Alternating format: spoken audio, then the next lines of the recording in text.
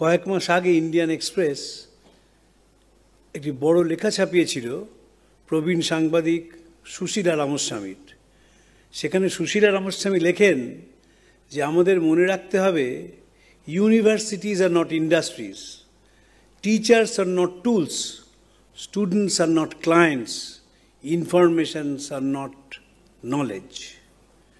স্বাধীনতার ৭৫ বছর পরে এটা লিখতে হচ্ছে, লজ্জার, দুঃখের, যন্ত্রণার, কিন্তু এটা ঘটনা। গত সপ্তাহে সুপ্রিম কোর্ট একটি অর্ডার দিয়েছে যে কোটাতে যে প্রতিষ্ঠানটি আছে, যেখানে শয়ে শয়ে ছেলে মেয়ে বিভিন্ন কম্পিটিটিভ পরীক্ষার জন্য প্রস্তুত হন, তাদের ইন্টারনাল রিপোর্ট প্রকাশ করা যাবে না। কারণ এবছর 10 মাসে 26টি ছাত্রছাত্রী আত্মহত্যা করেছে। এটাও একটা যন্ত্রণার জায়গা। এবং এই রকম যখন হচ্ছে, তখন প্রকৃত শিক্ষাটি কি আমাদের আলোচনার বিশেষ প্রয়োজন রয়েছে। কারণ আমরা যে শিক্ষা পাই, স্বামীজি বলছেন এটা কোনো শিক্ষাই না। এর ইতিহাস আমাদের মনে রাখতে হবে। 1835 সালে মেকলে কলকাতা এসেছিলেন। এখন যে বাড়িটা বেঙ্গল ক্লাব, সেইখানে ছিলেন। কলকাতার বিশিষ্ট জনদের সঙ্গে কথা বলেছিলেন এবং বিলেতে ফেরত গিয়ে তিনি হাউস অফ কমন্স এবং হাউস অফ লর্ডসের কাছে যে প্রতিবেদনটি রাখেন, সেটি বড় সাংঘাতিক। তিনি বলেছিলেন, আমরা একটা নতুন শ্রেণী তৈরি করব, যারা আমাদের সঙ্গে, যাদের ওপর আমরা অত্যাচার চালাই, তাদের যোগসূত্রের কাজ করবে।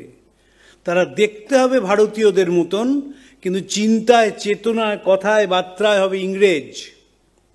তার কিছুদিন পরে উডস ডেসপ্যাচে বলা হলো ক্লার্ক মেকিং এডুকেশন, এবং এখনও কিন্তু সেটাই চলছে। সে ক্লার্ক মেকিং এডুকেশনের ট্র্যাজেডি হচ্ছে, আমার তো 3 দশক হয়ে গেল খবরের কাগজে, যারা যে বিষয়ে পারদর্শী বলে আমরা মনে করি, তাদের 1 মিনিট বা 2 মিনিট নিজের বিষয়ে বলতে গেলে তাদের কলম চিবি আঁক হয়ে যায়, পারেন না বলতে, কারণ মুখস্থ করে বলা। আমাকে গোপাল কৃষ্ণ গান্ধী একবার বলেছিলেন, তিনি যখন রবীন্দ্রভারতী বিশ্ববিদ্যালয়ের আচার্য ছিলেন, একটি পিএইচডির ভাইভা বসিতে গিয়েছিলেন এবং সেখানে সেই ছাত্রটিকে তিনিও কতগুলি প্রশ্ন করেন। ছাত্রটি উত্তর দিতে না পারায় তার মনে হয় যে ছেলেটি এত নার্ভাস হয়ে গেছে। তিনি বলেন, ঠিক আছে, তুমি সময় নাও, সময় নিয়ে উত্তর দাও। তখন সেই ছেলেটিকে যখন তাও উত্তর দিতে পারছে না, তখন প্রাক্তন রাজ্যপাল মশাই তাকে বলেন যে তোমার সমস্যাটা কি হচ্ছে। তখন সে ছেলেটি কিছুক্ষণ চুপ করে বলে, আসলে সে বছর এই প্রশ্নগুলো কমন আসেনি, তাই উত্তর দিতে পারিনি। এটা কিন্তু এখনও ঘটনা। আগে আমরা যখন মাধ্যমিক পরীক্ষা দিতাম, তখন একটা ধারণা ছিল যে ভোরবেলা উঠে মুখস্থ করলে কাজ হয়, এবং এক পাড়ায় অনেক ছেলেমেয়ে মাধ্যমিক দিত, কান পাতলেই শোনা যেত বিভিন্ন বাড়ি থেকে এই মুখস্থের আওয়াজ আসছে, ইতিহাস, ভূগোল সব মুখস্থ করা হচ্ছে। তার ফলটা হলো ভয়াবহ। স্বাধীনতার ৭৫ বছর পরে আমরা একটা দেশ পেলাম, যে দেশের মেধা আছে কিন্তু অনুভূতি নেই, যে দেশে তথ্য আছে কিন্তু হৃদয় নেই, যে দেশটা আস্তে আস্তে একটা অদ্ভুত যন্ত্রে পরিণত হচ্ছে, যে যন্ত্রটার মায়াদয়া নেই, কাঁদতেও জানে না। বিবেকানন্দ এই জন্য একটি নতুন শিক্ষা ব্যবস্থা আনয়নের কথা বলেছিলেন। স্বামী যখন রামনাড়ে বক্তৃতা দেন, তখন তার 34 বছর বয়স। 1897 সাল, পাশ্চাত্য থেকে ভারতবর্ষে ফিরছেন, তখনও কলকাতা এসে পৌঁছননি। সেই রামনাড়ের বক্তৃতায় স্বামীজি 2টি পুরাণের চরিত্রকে নিয়ে আসেন, একটা স্কেলা এবং একটি চেরিবিড, এবং এরা দুজনেই সবসময় মারামারি করে। তো স্বামীজি বলছেন যে আমাদের দেশের সমস্যা হচ্ছে Scylla of old orthodoxy and Charybdis of modern European civilisation. বলছেন, আমি তা সত্ত্বেও এই প্রাচীন পন্থীদের বিশ্বাস করি, তাদের অনেক সমস্যা আছে, কিন্তু তাদের পাগুলো মাটিতে পড়ে আছে। আর এই যে আধুনিক ইউরোপীয় সভ্যতায় যারা শিক্ষিত, তারা একটা জিনিস গ্রহণ করে, স্বামীজির ভাষায় আনকোয়াগুলেটেড, আনঅ্যাডজাস্টেড। এবং their head turning turning turning, Swamiji এই শব্দ ব্যবহার করেছেন। এবং তারপর বলছেন weakness is sin, weakness is death, be fearless. আমাদের এই শিক্ষা ব্যবস্থা কিছুতেই আমাদের ভয় শূন্য করতে পারল না। আমি রাজনৈতিক নেতা থেকে আমলা, আমলা থেকে খেলোয়াড়, খেলোয়াড় থেকে শিল্পীদের সঙ্গে ওঠা বসা করি। প্রত্যেক স্তরে একটা অদ্ভুত ভয় কাজ করে, অদ্ভুতভাবে চেয়ারটাকে হারানোর ভয় কাজ করে, এবং সব সময় মনে হয় যার সঙ্গে কথা বলছি তাকে চমকে ধমকে রাখি। এটি হচ্ছে ইংরেজ সভ্যতার, ইংরেজি শিক্ষার সবচেয়ে বড় দোষ ছিল। ইংরেজরা মাথায় ঢুকিয়ে দিয়েছিল যে প্রেসিডেন্সি কলেজে না পড়লে তার শিক্ষা সম্পূর্ণ হলো না, মাথায় ঢুকিয়ে দিয়েছিল। সাথে এও ঢুকিয়ে দিয়েছিল যে শিক্ষা মানে শুধু পুঁথিগত শিক্ষা, এর বাইরের কোনো শিক্ষা শিক্ষা নয়। তাই আমরা এদেশে শ্রমের কোনো মূল্য দিলাম না। স্বাধীনতার ৭৫ বছর পরেও একটি মহিলা প্লাম্বার নেই। তাদের বলা হয় যে প্লাম্বিংটা মেয়েরা পারে না। কিছুদিন আগে আমি একজন বাস ড্রাইভারের সঙ্গে ইন্টারভিউ নিলাম, তার নাম প্রতিমা পোদ্দার। তিনি উত্তর ২৪ পরগনার নিমতা থেকে হাওড়া অবধি প্রাইভেট বাস চালান। তার স্বামী সরকারি অ্যাম্বুলেন্সের ড্রাইভার ছিলেন, তারপর ধার কর্য করে এই বড় বাসটি কেনেন। তিনি যখন বাস নিয়ে প্রথম প্রথম বেরোতেন তখন যাত্রীরা উঠতো না, কারণ মেয়েরা আবার বাস চালাতে পারে নাকি। যারা উঠতো না তারা কিন্তু সকলেই প্রথাগত শিক্ষায় শিক্ষিত, অধিকাংশই। তারপরে তার আত্মীয় স্বজন তাকে ত্যাগ করতে শুরু করলো বাস চালানোর অপরাধে। এখন তিনি একজন প্রতিষ্ঠিত বাস ড্রাইভার, এবং তিনি একটা সাংঘাতিক কথা আমাকে বলেছিলেন সেই ইন্টারভিউতে, যে আমি বিশ্বাস করি যদি মেয়েরা কমার্শিয়াল ভেহিকলস বেশি চালায় তাহলে অ্যাক্সিডেন্ট কম হবে, কারণ মেয়েরা নিয়ম করে গাড়ি চালাতে জানে। পরে আমি দেখেছিলাম তিনি কত বড় সত্যি কথা বললেন। আমাদের দেশে যারা পুঁথিগত শিক্ষা পান তারা যে প্রকৃতপক্ষে কিছুই জানেন না, তার উদাহরণ দিচ্ছি। আমরাও সুন্দরবন যাচ্ছি ফরেস্ট ডিপার্টমেন্টের কর্তাদের সঙ্গে। যিনি মাঝি ছিলেন নৌকার, তিনি কিছুতেই নৌকাটা নিয়ে যাবেন না। তখন ফরেস্ট ডিপার্টমেন্ট কর্তারা বললেন, আসলে তোমাদের এই বসে বসে টাকা পেয়ে না একটা বদভ্যেস হয়ে গেছে, কেন যাবে না? উনি মেঘটা দেখছেন, ওই মেঘে ঝড় হবে, আমরা যাব না এখন, আমি পরে যাব। তারপর আমরা তো এসে তারা গজগজ করতে লাগলেন। কিছুক্ষণ পরে এমন ঝড় এলো যে একেবারে সে যেখানে আমরা বসেছিলাম সেই জায়গাটা পরে ওলট পালট করে ভেঙে দেয়। যারা কথাগুলো বলছিলেন তারা সবাই ইন্ডিয়ান ফরেস্ট সার্ভিসের লোক। ফরেস্ট কি জানেন না, কারণ দেখেননি তো কোনো দিন। ক্লাসরুমে বসে মুখস্থ করে বনের বর্ণনা পড়েছেন, অ্যাকচুয়ালি তো দেখেননি। আমি একজন খুব বড় সায়েন্টিস্টকে কিছুদিন আগে জিজ্ঞেস করলাম যে আচ্ছা আপনি তো ফিশারি ইনস্টিটিউটে আছেন, পুরুষ আর মহিলা মাছ কি করে চেনেন বলুন তো? বলতে পারলেন না আমাকে বলতে পারলেন না। চেনেন কি করে? একটা ছেলে মাছ আর মেয়ে মাছ চেনেন কি করে? অথচ ৩০০খানা মাছের নাম বলে যেতে পারবেন, তাদের ইতিহাস বলে যাবেন, ভূগোল বলে যাবেন, কোন দেশে হয় বলে যাবেন। বলেন গত মাসে না ব্রাজিলে একটা মাছের কনফারেন্সে গিয়েছিলাম, কিন্তু অ্যাকচুয়ালি মাছটা দেখতে জানেন না। স্বামীজি এই জন্য বলেছিলেন, I want that education by which character is formed, strength of the mind increased, intellect expanded, and by which one can stand on his own feet. আমি সেই শিক্ষা চাই যাতে চরিত্র গঠন হয়, মেধার বিকাশ ঘটে, মানসিক বল বৃদ্ধি পায়, যাতে একটি মানুষ নিজের পায়ে দাঁড়াতে পারে। এই চরিত্র গঠন হয় মানে বিয়ে না করা, গঙ্গা স্নান করা বা নিরামিষ খাওয়া নয়। চরিত্র গঠন মানে নিজের চাহিদাগুলোকে অগ্রাধিকারে সাজাতে শেখা, যেটা আমরা পারি না। আমায় তো অগ্রাধিকারটা সবসময় দোদুল্যমান, কিন্তু যিনি পারেন তাই বলছেন ক্যারেক্টার ইজ ফর্মড। আমাদের দেশে সোশ্যাল ট্রেনিং এবং মরাল ট্রেনিং হলো না বলে আমরা কোথাও দাঁড়াতে পারলাম না। কোনো সোশ্যাল ট্রেনিং নেই এবং মরাল ট্রেনিং নেই। আমি ডেপুটি কমিশনার অফ পুলিশ ট্রাফিককে জিজ্ঞেস করেছিলাম যে রাত্রে যে ভয়ানক অ্যাক্সিডেন্টগুলো হয় গাড়ির, তারা গাড়ি চালায় কারা? তিনি নির্দ্বিধায় বলেছিলেন সবাই ওনার ড্রাইভার, মালিক চালক। আপনারা যখন হাইওয়েতে যাবেন দেখবেন সবকটি থানার সামনে কিছু গাড়ির ভাঙাচোরা অবস্থায় পড়ে রয়েছে, সব মালিক চালক, তারা কিন্তু সবাই পেশাগতভাবে সফল। যে গাড়িগুলো পড়ে থাকে তাদের অনেক কটাই 1 কোটি টাকার ওপর দাম, কিন্তু যেহেতু সোশ্যাল ট্রেনিং নেই তাই কি করে চালাতে হবে সেটা জানেন না, কি করে নিয়ম মানতে হবে সেটা জানেন না।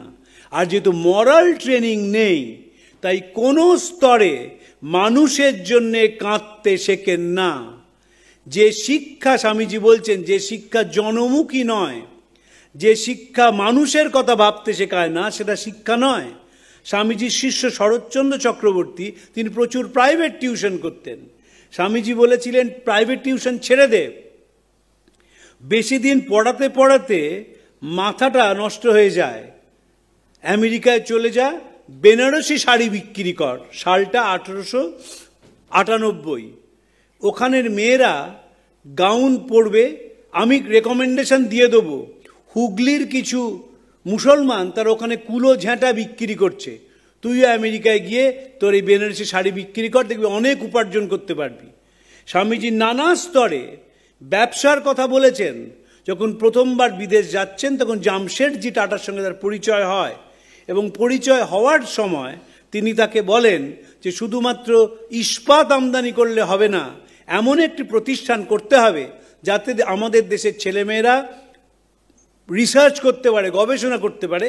এবং তারপর যে টাটা ইনস্টিটিউট অফ সায়েন্স, এখন যেটা ইন্ডিয়ান ইনস্টিটিউট অফ সায়েন্স বলে পরিচিত, সেটি নিবেদিতার একান্ত চেষ্টায় হয়। স্বামীজি এবং জামশেদজি টাটা দুটিকে সমর্থন করে গিয়েছিলেন, আমি সে বিষয়ে যাচ্ছি না। কিন্তু গবেষণার জন্য স্বামীজি বলেছিলেন মৌলিক গবেষণা। তিনি তার গুরু সম্বন্ধে বলেছিলেন, our guru was original, we should be either original or nothing. এই মৌলিক চিন্তার কথা স্বামীজি বলছেন, এবং সাথে সাথে বলছেন এমন ব্যবসায়ী দরকার যারা শুধু মুনাফার দিকে তাকাবে না, এবং আমাদের দেশে যারা শিল্পী আছেন তাদের যা তৈরি করা মাল সেগুলোকে আন্তর্জাতিক বাজারে নিয়ে যাবেন। স্বামীজি যেখানেই গেছেন সেখানেই মেলায় যেতে পছন্দ করতেন। শিকাগো কনফারেন্সের পাশে মেলা ছিল। 1895 সালে যখন ইংল্যান্ডে আসেন, ইংল্যান্ডে একটি বড় মেলা হচ্ছিল, সেখানে নিজে স্বামীজি যাননি, কিন্তু স্বামী শারদানন্দজি এবং তার মধ্যম ভ্রাতা মহেন্দ্রনাথকে পাঠিয়েছিলেন। প্যারিস কংগ্রেসে নিজে মেলায় গিয়েছিলেন, এবং যখন স্বামীজি প্যারিস ছাড়ছেন, যেদিন প্রচণ্ড বৃষ্টি হয় 1900 সালে, সে কিভাবে সেই স্টলগুলো থেকে কাঠ ছড়িয়ে পড়েছে চারদিকে, জলে ভাসছে, তার অসাধারণ বর্ণনা আছে। তো স্বামীজি মেলায় যেতেন, কেন যেতেন? যাতে ভারতীয় তৈরি জিনিস আন্তর্জাতিক বাজারে পৌঁছতে পারে। যখন স্বামীজি এই কথাগুলো ভাবছেন, যখন স্বামীজি কথাগুলো লিখছেন, তখন কেউ কল্পনাও করতে পারেননি যে ভারতবর্ষ তার আর 4 দশক পরেই স্বাধীনতা লাভ করবে।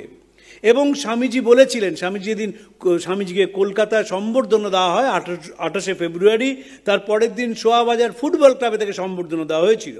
তিনি একটি বলে লাথি মেরে বলেছিলেন, we must learn to protest, we are not going to accept the টিরানি of the minority over majority.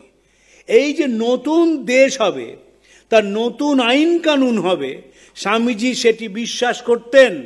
এবং স্বামীজি বারবার বলেছেন, দেশের অনেকটা ঘুরেছিলেন, তো সেই ঘুরে দেখেছিলেন যে ইংরেজরা আমাদের ওপর কীরকম অত্যাচার চালায়, এবং স্বদেশীয় মানুষরা কীরকম করে তার নিজের দেশের লোককে অত্যাচার চালায়। তাই যারা তথাকথিত শিক্ষিত তাদের বলেছিলেন, তোমরা লং লুট বিদিলিং, তোমাদের কাছে কথা শুনলে মনে হয় ঠান দিদির মুখে গল্প শুনছি। আর নতুন ভারত বেরুক চাষার কুটির থেকে, ভুনাওয়ালার উনুনের পাশ থেকে, ঝোড় জঙ্গল পাহাড় পর্বত থেকে। এটি চিঠিতে লিখছেন। ভয় হয় পাছেই পাশ্চাত্য বীর্য তরঙ্গে ভারতবর্ষের বহুকাল আর্জিত রত্নরাজিনা ভাসিয়া যায়। ভয় হয় ভারতবর্ষ না ঐহি ভোগলাভের রণভূমিতে পরিণত হয়। ভয় হয় এই অসম্ভব অবাস্তব মূলাচ্ছেদকারী ভাবকে অনুকরণ করিতে গিয়া ভারতবর্ষ না ইত নষ্ট স্ততভ্রষ্ট হইয়া পড়ে। এবং সমস্যার সমাধান হিসেবে বলেছিলেন, আমাদের ইতিহাস ছেলেদের মেয়েদের সামনে তুলে ধরতে হবে যাতে তারা সেটাকে জানতে পারে এবং বুঝতে পারে। মাইসোরের মহারাজা 4খানি ঘর খুলে দিয়েছিলেন অর্থনৈতিকভাবে অনগ্রসর ছেলেমেয়েরা যাতে পড়াশোনা করতে পারে তাদের জন্যে। স্বামীজি যখন ইউরোপে আছেন, সেখান থেকে চিঠি লিখলেন, এই জীবন কয়েকদিনের, জীবনের চাকচিক্য কয়েকদিনের, সেই বেঁচে থাকে, সে পরের জন্য বেঁচে থাকে, বাকিরা মৃত প্রেত তুল্য। তারপর বলছেন, রাজা আপনার জন্য প্রতিদিন ঈশ্বরের কাছে প্রার্থনা করি, দারিদ্র এবং অশিক্ষায় নিমজ্জিত লক্ষ লক্ষ ভারতীয়ের জন্য আপনার মন যেন আরো গভীরভাবে অনুভব করে। এপ্রিল মাস 1897 সাল দুটি চিঠি স্বামীজি লিখেছিলেন সরলা দেবী চৌধুরানীকে, ভারতী পত্রিকার সম্পাদিকা, রবীন্দ্রনাথের ভাগ্নী। এবং তার একটি চিঠিতে স্বামীজি শিক্ষার কথা বলছেন, যে শিক্ষাটাই আমাদের দেশের দরকার এবং সব জায়গায় সে শিক্ষাকে নিয়ে যেতে হবে। স্বামীজির যে প্রথম চিঠি আসে 1894 সালে তার গুরু ভাইদের লেখা আমেরিকা থেকে, তার দিন আমরা জানি না, গ্রীষ্মকাল, সেখানে স্বামীজি বলেছিলেন, তারক দাদা, কালীকৃষ্ণবাবু, তোমাদের একটা মতলব দিচ্ছি, সবাই যুক্তি করে সেটা ঠিক করো। তারক দাদা মানে স্বামী শিবানন্দজি এবং কালীকৃষ্ণবাবু মানে স্বামী বিরজানন্দজি। সেই মতলবটা কি? একটা বড় চালা চাই, বরানগরে অনেক গরিব গুরু আছে, তাদের জুটি আনা চাই। তারপর ম্যাজিক লণ্ঠন দিয়ে, গ্লোব দিয়ে তাদের পড়াতে হবে। ওসব পুঁথিপাত্রার কাজ নয়, মুখে মুখে শিক্ষা দাও, যদি পারো তবে বুঝবো তোমরা মরদ, আমার কাজে আসবে। এবং এই যে সে যুগে বলেছিলেন যে যদি একটি কৃষককে আরও ভালো বিজ্ঞানের উপায় শিক্ষা দেওয়া যায়, তারা ভালো কৃষক হতে পারে। শিক্ষাটাকে সব জায়গায় পৌঁছে দিতে হবে এবং সেটি কখনো অনুকরণের শিক্ষা হবে না। স্বামীজি অনুকরণ প্রিয়তাটাকে ঘৃণা করতেন। হে ভারত, এ পরানুবাদ, পরানুকরণ, পরমুখাপেক্ষা, এই দাসসুলভ দুর্বলতা, এই জঘন্য ঘৃণ্য নিষ্ঠুরতা এইমাত্র সম্বলে তুমি উচ্চাধিকার লাভ করিবে। এই লজ্জাকর কাপুরুষত্বের সহায় তুমি বীরভোগ্যা স্বাধীনতা লাভ করিবে। স্বামীজি স্বাধীনতায় বিশ্বাস করতেন। Freedom is the song of the soul. স্বাধীনতার 75 বছর পরে কোথায় স্বাধীনতা? পরানুকরণ প্রিয়তা একটা লজ্জাজনক জায়গায় গিয়ে পৌঁছেছে এবং এমন অবস্থা হয়েছে যে আমাদের দেশের মাতৃভাষায় কথা বলাটাকে বাঙালিদের মধ্যে বিশেষ করে আমরা একটা অপরাধ বলে মনে করছি এবং মনে করছি যদি ইংরেজিতে কথা বলতে না পারি আমি শিক্ষিত নই। প্রচুর ছেলে মেয়ে আছে, তাদের জিজ্ঞেস করি ফেলুদা পড়েছো? গ্যাংটকে গন্ডগোল, বাচ্চা আংটি বলছে পড়েছি ইংরেজিতে। ফেলুদা ইংরেজিতে পড়েছে, আবোল তাবোল ইংরেজিতে পড়ছে। নোংরা ছাঁটা, খ্যাংরা ঝাঁটা, বিচ্ছিরি আর ময়লা এমন গোপ্ত রাখতে জানি শ্যামবাবুদের গয়লা, এর ইংরেজি হয় না। চেষ্টা করেছে অনেকে, কিন্তু পারেনি লিখতে, কিন্তু লিখছে, কিন্তু ছেলেমেয়েরা পড়ছে এবং বাবা মা সেটা অনুপ্রাণিত করছেন যাতে এই বিদেশি ভাষাটা জানে এবং দেশি ভাষাটা না জানে। আমরা যে স্কুলে পড়তাম সেখানে পাদ্রীরা একটা অদ্ভুত নিয়ম করেছিলেন, ক্লাস 6 অবধি মাতৃভাষায় পড়ানো হতো, 7 থেকে শুধু অঙ্কটা ইংরেজিতে, 8 থেকে বাকি সব বিষয় ইংরেজিতে পড়ানো হতো, যাতে দুটো ভাষার ওপর দখল থাকে। এবং যদি যে নিজের মাতৃভাষা জানে না সে পরের ভাষাও জানে না, জানতে পারে না, জানা সম্ভব নয়। অরবিন্দ ঘোষ যখন ICS পরীক্ষা দিয়েছেন, যিনি তার বিচার করেছিলেন বিচকফট, তিনি অরবিন্দের সঙ্গে বাংলায় ফার্স্ট হয়েছিলেন, অরবিন্দ ল্যাটিনে ফার্স্ট হয়েছিলেন। জিজ্ঞেস করেছিলেন, ঘোষ তুমি বাংলা শিখো না কেন? বলে I find the language to be trivial. তারপর বাংলাটা শিখেছিলেন এবং এমন বাংলায় চিঠি লিখতেন তার ধারে কাছে আমরা কোনোদিন পৌঁছতে পারবো না। হোলিস্টিক এডুকেশন না হলে কি হয়, মনটাকে ছড়ানো যায় না। আমি সম্প্রতি 3টি বই নিয়ে কাজ করছি। আমাদের এক বন্ধু স্কটল্যান্ড ইয়ার্ড থেকে 3খানি বই নিয়ে এসছে।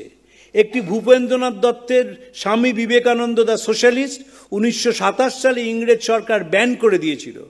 দ্বিতীয় বইটি ভূপেন্দ্রনাথ রায় বাঁকুড়ার এক স্কুলের হেডমাস্টার মশাই বিবেকানন্দ হিন্দুইজম বলে একটি বই লিখেছিলেন, সেই বইটা 1937 সালে ব্যান করে দেওয়া হয়। এবং আরেকটি বই স্বামীজির ওপর, সেই বইটিকেও ব্রিটিশ সরকার 1941 সালে ব্যান করে। এর প্রধান কারণ হচ্ছে ইংরেজরা এই লোকটিকে ভয় পেয়েছিলেন, এই লোকটি কাউকে রেয়াত করে কথা বলতে পারেন না বলে। সিডিশন কমিটি বলেছিল Vivekananda after death has become more dangerous than when he was alive। এবং যত পুলিশ রিপোর্ট আমরা পাচ্ছি, বাঘা যতীনেরও পুলিশ রিপোর্ট বা অন্যান্য পুলিশ রিপোর্ট, দেখা যাচ্ছে প্রত্যেক জায়গায় স্বামীজির নাম রয়েছে। তার কারণ হচ্ছে স্বামীজি মৌলিক চিন্তার কথা বারবার বলছেন, নিজের মতো করে চিন্তা করো, নিজের মতো করে ভাবো, প্রশ্ন করতে শেখো। নিকোলা টেসলা জিজ্ঞেস করেছিলেন যে আপনি যদি আবার পৃথিবীতে আসেন এবং শিক্ষক হন, আপনি কি শেখাবেন? স্বামীজি বলেছিলেন, কিচ্ছু শেখাবো না, শুধু মনঃসংযোগটা শিখিয়ে দেবো। এই যে মনঃসংযোগ শিখিয়ে দেবো, এটাই তো শিক্ষার মূল কথা। শিক্ষা মানে তো কতগুলো তথ্য নয়, শিক্ষা মানে সেটা যেটা মনকে বড় করে দেয়, যেটা সকলের মতকে সম্মান করতে শেখে, সকলের পথকে সম্মান জানাতে শেখে এবং মানুষকে শ্রদ্ধা করতে শেখে। সিডিশন কমিটিতে চ্যাপ্টার 2 হচ্ছে বেঙ্গল। সেখানে দুজনের নাম উল্লেখ আছে, রামকৃষ্ণ এবং বিবেকানন্দ। রামকৃষ্ণকে বলা হচ্ছে যে গদাধর চট্টোপাধ্যায় অ্যালিয়াস শ্রীরামকৃষ্ণ, তিনি মানুষের মধ্যে শ্রদ্ধার ভাব ঢুকিয়ে দিয়েছিলেন। ফলে এই বিপ্লব আন্দোলনের তিনি হচ্ছেন একজন অন্যতম পুরোধা। আর বিবেকানন্দ ভয়ঙ্কর হয়ে উঠেছেন, ভয়ঙ্কর, মানুষকে ঘুরিয়ে দেন। সাহেবরা বুঝেছিলেন যে যদি বাঙালি যেভাবে জেগে উঠছে, একটা বিখ্যাত বই আছে পিটার হিচেসের লেখা, history of bomb throwing incidents in Bengal 1902 to 1910, এমনভাবে কাঁপিয়ে দিয়েছিল ব্রিটিশদের ভিত যে রাজধানীটাকে দিল্লিতে নিয়ে চলে যাওয়া হয়। এবং এই যে ভিত কাঁপানোর মূলে ছিলেন বিবেকানন্দ, যিনি বলেছিলেন নতুন মানুষ তৈরি করতে হবে, সংবেদনশীল মানুষ। আমি চললাম, তোমাদের সব পড়ে রইল, যদি এমন কোনো ছেলে পাই যার ছাতিতে সাহস, হাতে বল, চোখে জ্যোতি জ্বলে, যদি এমন একজনকেও পাই, আমি আবার ফিরে আসবো, আমি কাজ করব, আমি মরব। এই যে সংবেদনশীল মানুষ, উদার মানুষ, মহৎ মানুষ, যে মানুষ সবাইকে নিয়ে চলবে, সেটি ছিল বিবেকানন্দের স্বপ্ন। আমরা একটা ভয়ঙ্কর অবস্থার মুখোমুখি হচ্ছি। 2030 সালে ভারতবর্ষের জনসংখ্যার 76% হবে যুবক। ওই সময় চায়নাতে 62%, আমেরিকাতে 36% এবং ইউরোপের বাকি দেশগুলোয় 10%-র কম হবে যুবক। এই যে যুবকরা আমাদের আসবে, তারা কেমন যুবক হবে? তারা কি পরানুকরণে মেতে থাকবে? তারা কি বিলাসিতায় ডুবে থাকবে? তারা কি মানুষের থেকে মুখ সরিয়ে নেবে, নাকি সংবেদনশীল, প্রাণবন্ত, জীবন্ত, হৃদয়বান মানুষ হবে? আমাদের এখন সবচেয়ে বড় প্রশ্ন। কারণ গোটা ভারতবর্ষের তথাকথিত শিক্ষিত মানুষ, তারা কিন্তু মানুষের থেকে মুখ ফিরিয়ে দিচ্ছে। স্বামীজি বড় সুন্দরভাবে বলেছিলেন, তোদের বাইরে সত্যগুণ, ভেতরটা ইট পাটকেলের থেকেও শক্ত। আমি বিশ্বাস করি, আস্তে আস্তে আমার বিশ্বাস হয়েছে যে ভারতবর্ষে কোনোদিন মূল্যবোধের চর্চা হয়নি। ওটা যে বলা হয়, ওটা বলার জন্য বলা, কোনোদিন চর্চা হয়নি। যদি মূল্যবোধের চর্চা হতো, তাহলে যে মুহূর্তে মেটেরিয়ালিজম এলো, আমরা এইভাবে গা ভাসিয়ে দিতাম না, দেওয়া সম্ভব ছিল না।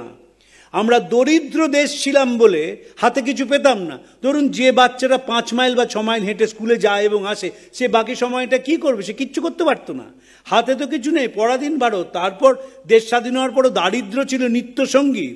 যে মুহূর্তে 90 দশক থেকে আমাদের বিলাসিতার বস্তু এলো, সেই মুহূর্তে থেকে জাতি, ধর্ম, বর্ণ, গোত্র, লিঙ্গ নির্বিশেষে আমরা বিলাসিতায় ডুবে গেলাম।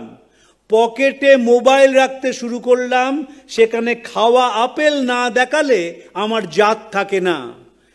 ট্র্যাডিশন, এই যে কিছুদিন আগে আমাদের মুখ্যমন্ত্রী গিয়েছিলেন স্পেনে এবং মিডল ইস্টে, সেখানে যে কোম্পানিটি আসছে এখানে জামা কাপড়ের দোকান খুলবে, দেখবেন লাইন পড়ে যাবে সে দোকানে, কারণ তারা ব্র্যান্ডেড জিনিস বিক্রি করবে বলে। খুব দুর্ভাগ্যজনক, বিলাসিতার শেষ পর্যায়ে আমরা পৌঁছেছি। আমরা যে শিক্ষা পাচ্ছি তার একটি আলোচনার কথা বলি। মাস 2 আগে ক্যালকাটা ক্লাবে বসেছিলাম, তো একজন কলকাতার বিখ্যাত উকিলবাবু, একজন বিখ্যাত ডাক্তারবাবু, তাদের সঙ্গে গল্প করছিলাম। তো ডাক্তারবাবু উকিলবাবুকে বলছেন, শোন, তোদের কথা আর বলিস না, তোরা না দুপক্ষ থেকেই টাকা নিস, কি বলবো বল, ফিটা একটু কমা। তখন সেই উকিলবাবু বলছেন, তোদের কথা বলিস না, পেশেন্ট মারা গেছে, 4 দিন ভেন্টিলেটরে লিখে দিস। তো এই যে শিক্ষা আমরা পৌঁছালাম, লাভটা কি হলো? আমরা যে রবীন্দ্রনাথের বিখ্যাত কথা, যে আমাদের শিক্ষা ব্যবস্থা হচ্ছে রেল কামরার দ্বীপের মতো, চাকরি তার সঙ্গে চলেছে অনুষঙ্গ হয়ে। রেল কামরাটি ঝকঝকে তকতকে, কিন্তু সহস্র যোজন পথ যেটা অতিবাহিত করে সেটি অন্ধকারে মোড়া। স্কুলের বেঞ্চিতে বসে যে দুলে দুলে ইংরেজি পড়া মুখস্থ করলে শিক্ষাদীপ্ত দৃষ্টির অন্ধতায় সে দেশ বলতে বুঝলো শিক্ষিত সমাজ, ময়ূর বলতে বুঝলো তার পেখম, হাতি বলতে বুঝলো তার গজদন্ত। শহর হয়ে উঠল সুজলা সুফলা টানা পাকা শীতলা, সেখানেই তৈরি হলো আরোগ্য নিকেতন, বিদ্যার কেন্দ্র। আর জলকষ্ট বলো, পথকষ্ট বলো, অজ্ঞান বলো, অন্ধকার বলো, জড় হলো কাংসবাদ্য মন্ত্রিত নাট্যমঞ্চের নেপথ্যে নিরানন্দ নিরালোক গ্রামে গ্রামে। দেশের মানুষের বুকের ওপর দিয়ে এইভাবে ছুরি চালানো ইস্ট ইন্ডিয়া কোম্পানি ছাড়া কেউ পারেনি। সেই ইস্ট ইন্ডিয়া কোম্পানি এখনও রাজত্ব করছে। আমাদের 33 কোটি দেবতা নয়, আমাদের দেবতা একটাই, মেকলে, ওই একটি মাত্র দেবতা। যে দেবতা কানের কাছে ফুসমন্তর দিচ্ছে ইংরেজি মাধ্যমে পড়তে হবে, বিদেশে গিয়ে সেটেল করতে হবে এবং ডলারে উপার্জন করতে হবে, বিলাসিতায় ডুবে যেতে হবে। 1835 সালে যে লোকটি দোলাচলে ছিলেন, 2023-এ তিনি একেবারে কনফিডেন্ট যে শিক্ষা আমি চালু করেছিলাম, এই শিক্ষাটা চিরকাল থাকবে। আমরা যাদের ওপর আমরা অত্যাচার চালাই তাদের একটা যোগসূত্রের কাজ করব। এবং গ্রামের দিকে আমাদের নজর হলো না।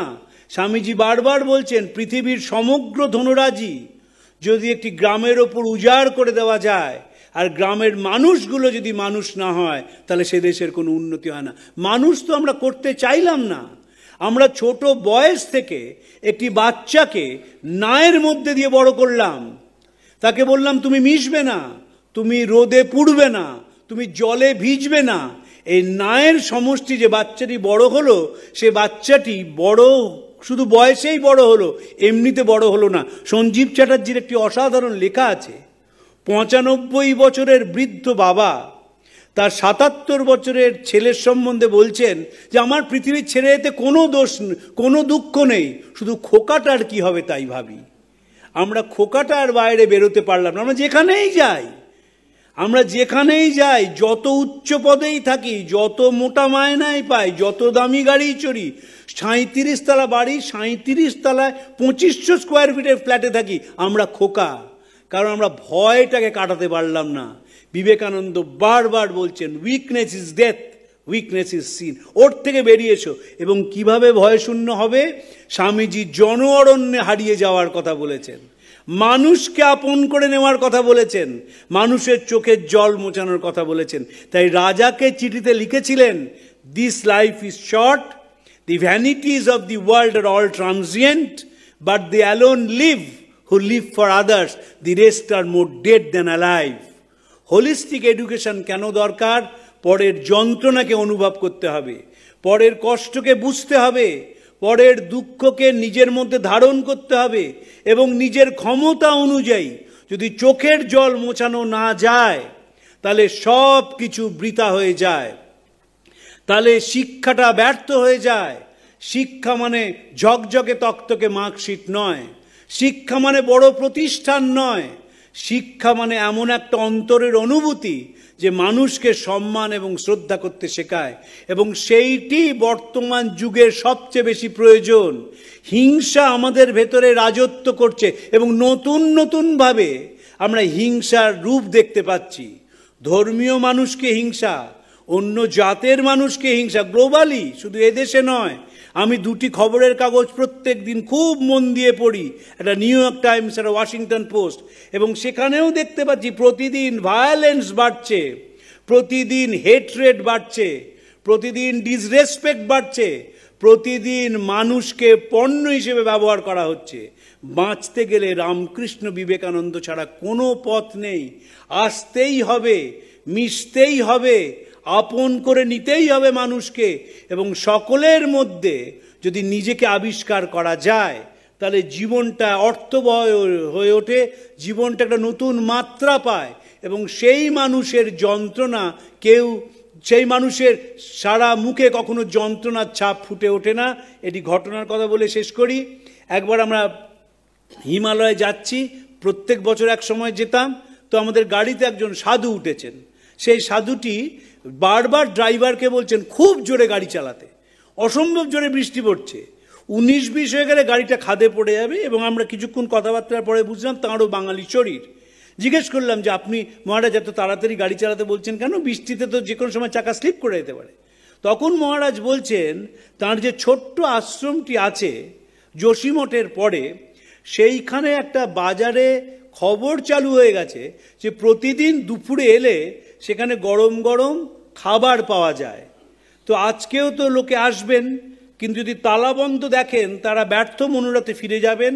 শুধু তাদের কথা ভেবে তিনি গাড়িটাকে জোরে চালাতে বলছেন, জেনে যে যে কোনো সময় দুর্ঘটনা হতে পারে।